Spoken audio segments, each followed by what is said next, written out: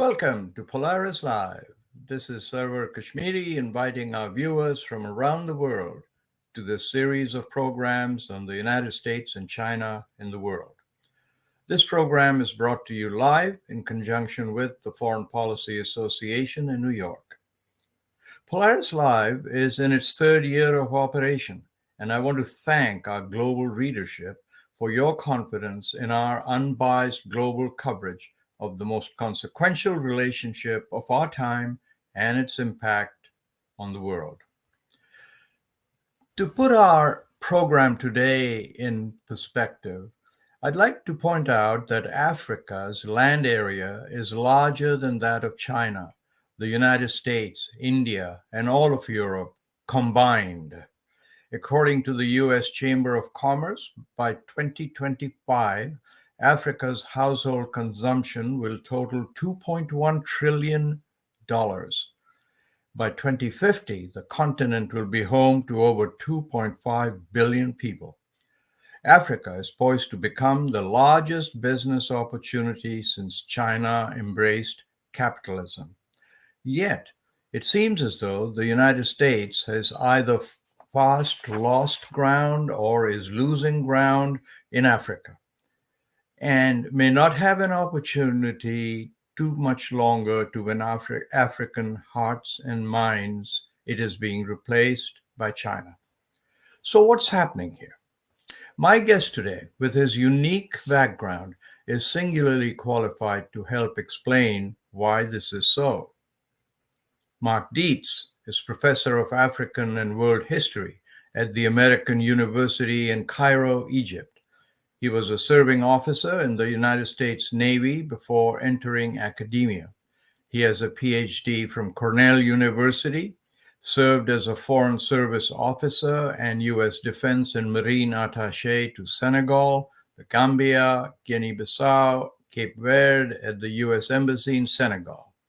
He has written widely on African history and African nationalist experience. His unusually powerful on-the-ground experience includes a first-hand account of how China replaced America in Senegal. Please join me in welcoming from Cairo, Dr. Mark Deets. Good morning, Mr. Deets. Hello, Sarwar. How are you? I'm well. How are you? I am well, thank you. No need to ask what the weather is like in Cairo, right? It's always warm and pleasant. It's beautiful. It's such a beautiful time of year to be here. You know, not too hot, not too cold. It's nice and sunny. It's beautiful. Fantastic. So, thank you, first of all, for taking the time to join us, Mark. And so I had this introduction. Do you think it's fairly accurate? What do you think's happening here? Yeah, I do think it's accurate. There are people who have been using this term, the Chinese scramble for Africa, Right. who have been comparing it to the late 19th century European scramble for Africa. And yet while there are some interesting similarities, there are also some key differences, and hopefully we'll have a chance to talk about those during the program. So do you think at this point that the United States is losing ground to China, has lost ground to China? Where are we, you think, in this picture? The United States lost ground to China quite a while ago. And we've been trying to play catch up ever since. I think the fact that you had the China-Africa Leaders Summit, which began in the early 2000s, and the fact that we just had the first American African Leaders Summit this past year with the Biden administration, shows you how far behind we are. We're about 2 decades behind in terms of this. I think Americans and American officials have been aware of the growing influence of China in Africa for quite some time, even since the 2000s, when these things began to happen, when this increased engagement from China began to happen. but there really wasn't any. There wasn't a lot of interest from most officials in the U.S. government in trying to counter that or respond to it.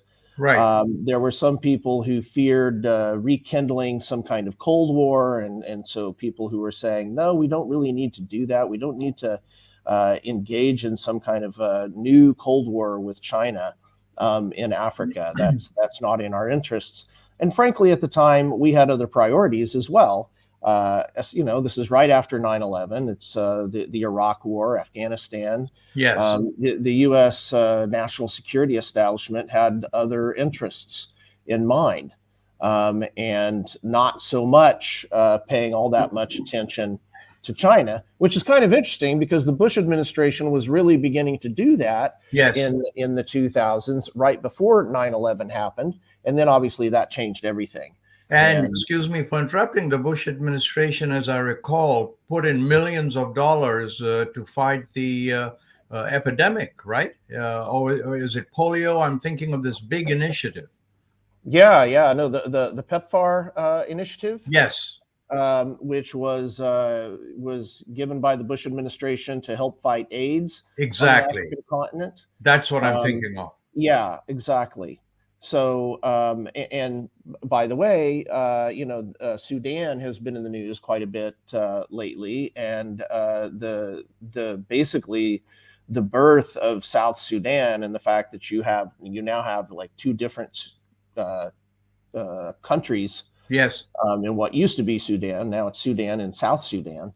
That was a lot of work by the Bush administration in helping to bring that about. Yes. So, but please go ahead. I didn't mean to interrupt you. It's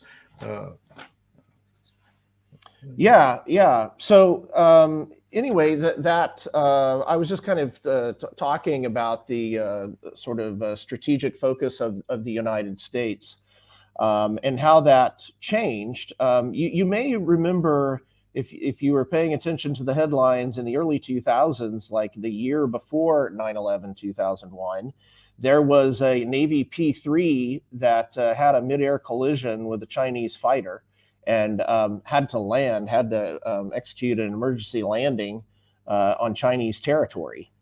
And again, at that time, everybody was talking about China as the next peer competitor of the United States.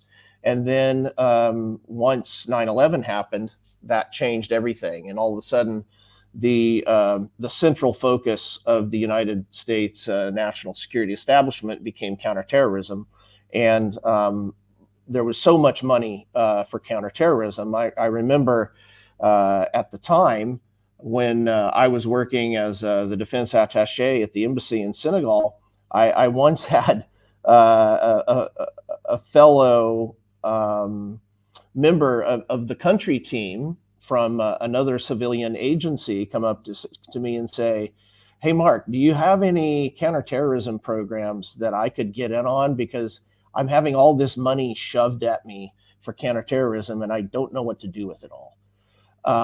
So like, that's the kind of strategic shift that took place after 9/11.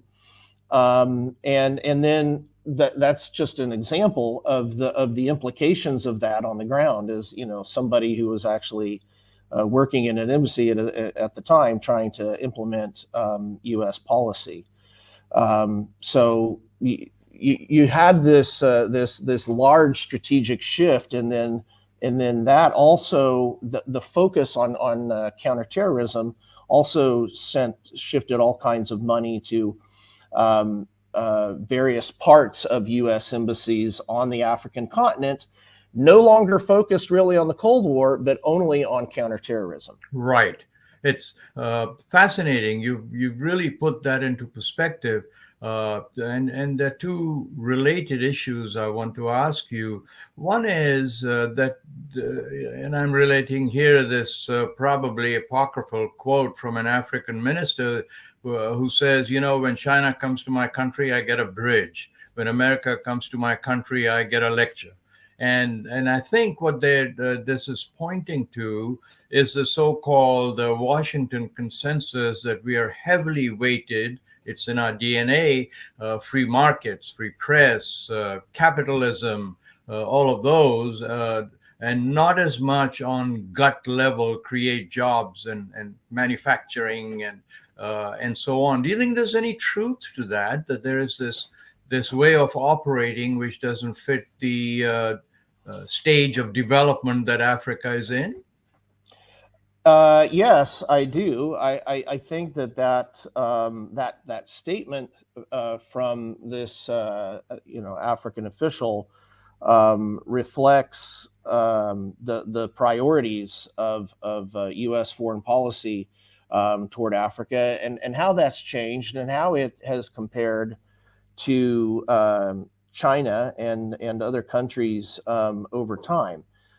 Bear in mind that at the time that we're talking about, in the early to mid 2000s, the Bush administration, and it wasn't just them. I mean, I would say that this actually began under the Clinton administration to an extent, but we were pushing this idea of democratization, right?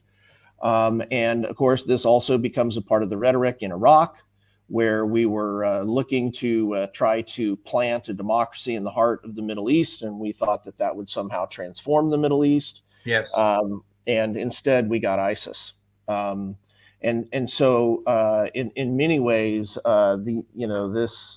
this trade, this policy didn't work out. But this idea of providing a lecture to African officials on human rights and on notions of democracy and free and fair elections. I actually served as an election observer for one of the elections in Senegal while I was there. African leaders got tired of it. And so this idea that I'd prefer the bridge to receiving a lecture from you, right, on human rights and the rule of law, that makes a lot of sense. And I think that that kind of encapsulates many of the foreign policy differences between the United States and those of its competitors, and especially China, because certainly at the time and to this day even, China doesn't really appreciate people poking around in its human rights record or the way that it treats prisoners or political prisoners or political minorities like the Uyghurs in China. So the Chinese were happy to show up and say, we're here to do business. We're not going to lecture you on your human rights record like the Western countries do. right. But we're here to do business. If you want to do business, that's what we're here to do. Well, it's just fascinating, but I want to ask I guess, a more philosophical question, and I particularly wanted to ask you this question because of your incredible experience on the ground in the military, as an academic, as a diplomat. Do you think we Americans can ever not talk about human rights and about free markets and so on? I mean, that's built into our DNA, right? So, I mean, if that's a disadvantage, I'm just wondering whether we can ever overcome that disadvantage. We are the city on the hill. That's how the country was set up. It's now proving to be not as much an advantage as it used to be, I guess. What do you think? Can you just think along with me on that? Yeah. No, I agree with you that I don't know how we can be something that we're not. And that is, of course, a huge part of our history. It's a huge part of who we are as a nation and our political ideology and our approach to foreign policy and all those kinds of things. So I don't think that we need to necessarily be something that we're not, but I also don't think that it necessarily helps to show up and lecture African leaders on these issues, or to lecture about free markets when there's often a bit of hypocrisy in some of those things. When you look at U.S. trade policy and the kinds of limitations that are placed on African crops and commodities being able to make it into the American market, because we don't want to put American farmers out of business. So, one of the examples from a decade or two ago was that of cotton, and the ways in which Mali actually can grow cotton more cost efficiently than American farmers can.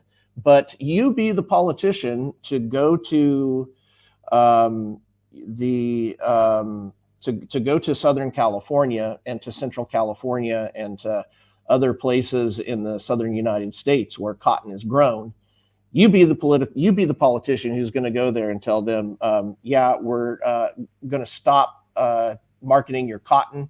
We're going to stop buying your cotton because we can buy it a lot cheaper and get a much better deal on it from farmers in Mali. I mean, that's just not going to fly in American politics. Sure. But Mark, we also, granted in fits and spurts, have a solid history in Africa of providing help, right? I mean, the awful Ebola epidemic some years ago, if I remember correctly, the 82nd Airborne in a few days just lifted a whole field hospital and treated 3,000 or some people. We've talked earlier about the AIDS initiative where the Bush administration, put in all this money and made a huge difference. It comes in fits and spurts. Do you think it adds anything because of this fits and spurts, or that should really be a continuity in that policy? Take advantage, leverage the good we've done. Yeah, I think we were a little slow getting to the party when it came to dealing with the Ebola thing.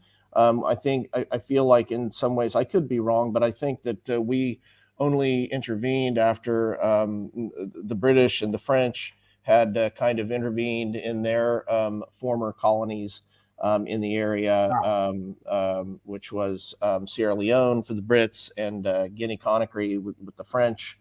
And so there was this sort of increasing pressure amongst the Western allies to do something and get involved in some way. And, it's really kind of a sad relationship in some ways between the United States and Liberia, which was Liberia was founded by freed African-American slaves. And these freed African-American slaves who basically took over as the political elites and ran the country until 1980. Right. But it's been a very important strategic relationship for the United States vis-a-vis its Africa policy over time. But yes, there are good stories for us to tell, Sarwar. I'm not saying that. However, I would issue a bit of caution here because I've seen this. You're talking about things that I've seen on the ground. Yes. And I feel like sometimes we are a little too patronizing to Africans and African officials when we show up and say that we're only here to help you. Because again, in this comparison with China, I think that one of the advantages that China has is that at least initially in its engagement with Africa, it's sort of re-engagement, if you will, in the late 90s and the early 2000s. They were showing up and basically saying, we're not here to lecture you. We're not going to scold you about your human rights record. We're here to talk about what is good for our country and what's best for us. And that's it. Take it or leave it. Yeah. And in most cases, the Africans said, we'll take it because they saw that it was in their interest to do so. And I've been in a number of situations where I've seen various American officials, some of them military officers as well, in kind of a diplomatic situation, Saying things to an African audience like, "We're just here to help you. We're only doing this to help you." Um, and Africans see through that. That it's just patronizing to say that, like, to talk so much about how we're only here to help the Africans, when at the end of the day, we're helping Africans in order to help ourselves, from a U.S. government standpoint. And so, we don't show up to the French or the British, or the Russians and say, "Hey guys, we're here to help you. We're sure are here to help you." Nobody needs to say that. Yes. Because they know what we're there for. So I think we need to avoid this sort of patronizing tone. Got it. With Africans, and I think that we can press for our interests, American interests, and acknowledge that they are our interests. And I think that African leaders will accept that, and they will act in what they think are their interests, and then see where we have things in common. So allow me, Dr. Deets, to remind our viewers to be sure and sign up for Polaris Live Alerts on our upcoming programs by going to my website, which is kashmeri.com, KASHMERI.com.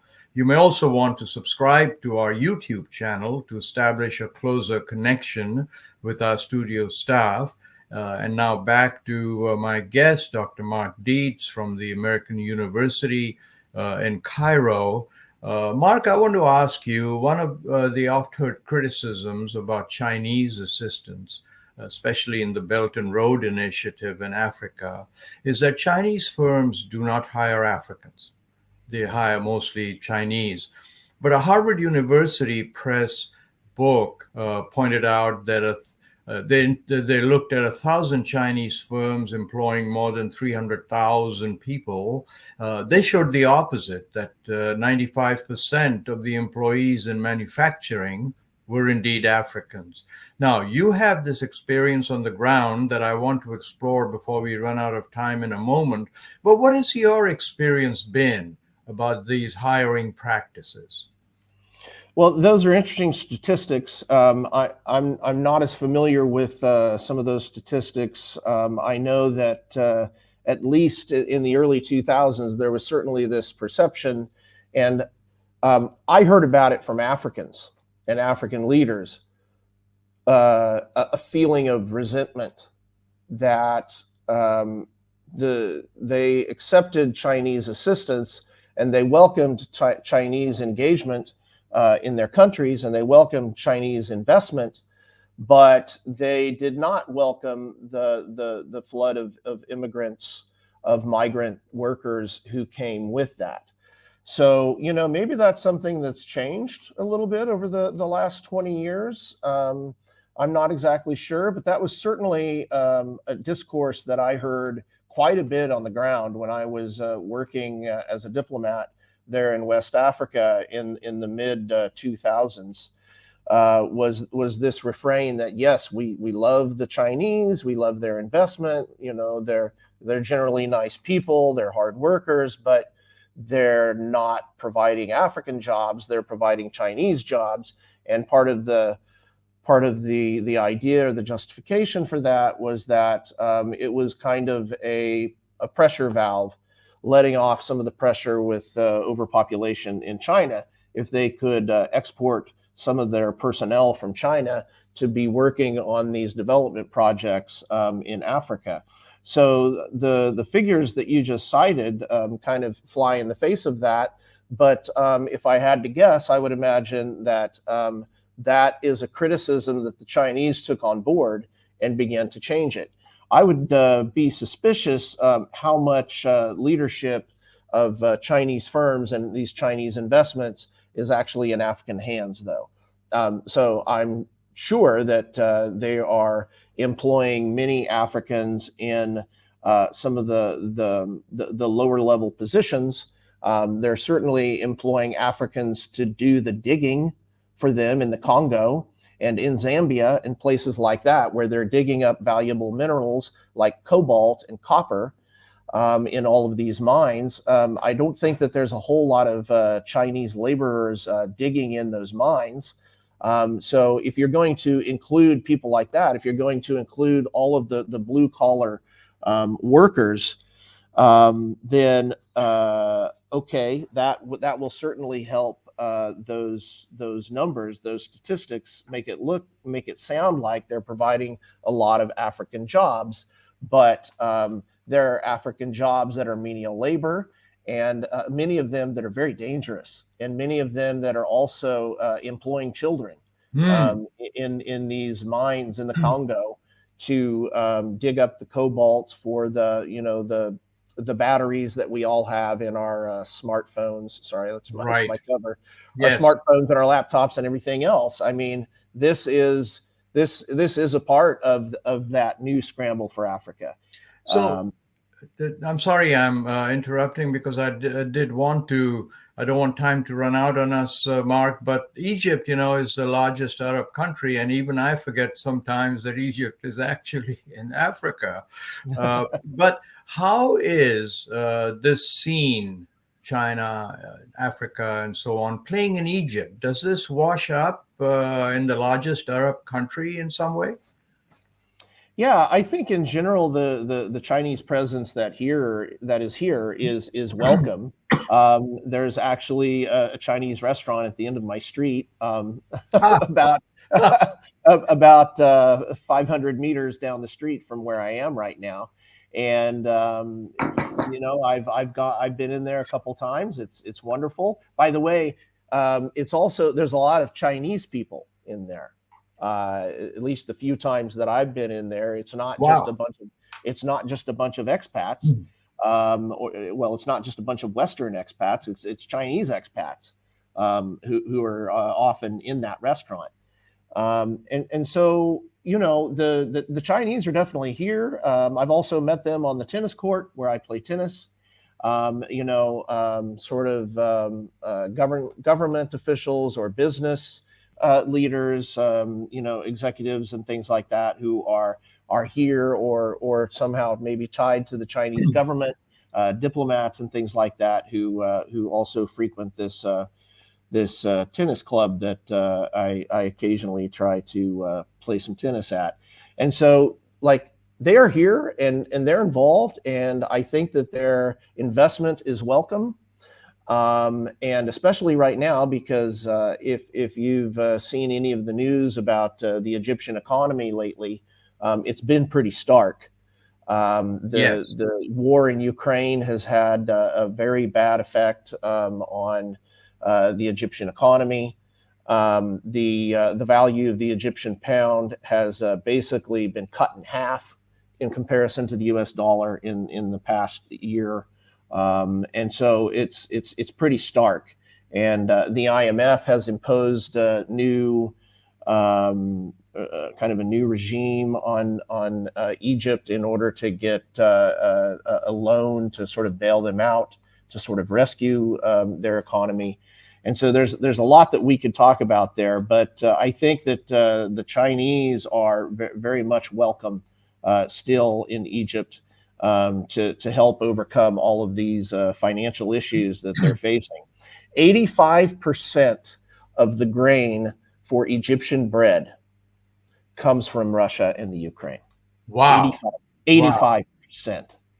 Wow. So that's why people have been very nervous about what would happen here. And I read an article in The Guardian today, actually, about the number of people that were kind of making it into the Egyptian middle class who are being booted out of the middle class and back into the lower class and into poverty, and where people are just not able to afford to buy meat. They're not able to afford to buy chicken, and it's in increasing numbers.